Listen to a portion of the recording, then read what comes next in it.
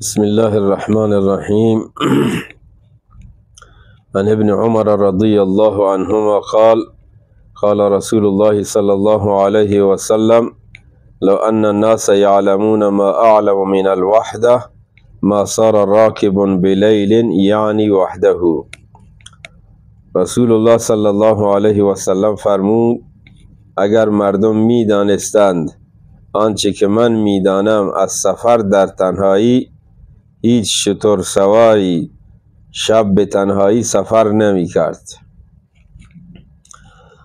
سفر کردن به تنهایی خوب نیست، بویژه در شب و بالخصوص زمانی که احوال خطرناک آشفته هستند انسان تنها سفر نکند. و صلی الله تعالی علی خیر خلقه محمد و آله و صحبه اجمعین.